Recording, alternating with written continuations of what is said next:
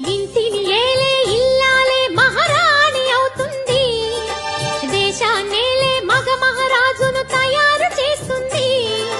ఇంటిని ఏలే ఇల్లాలే మహారాణి అవుతుంది.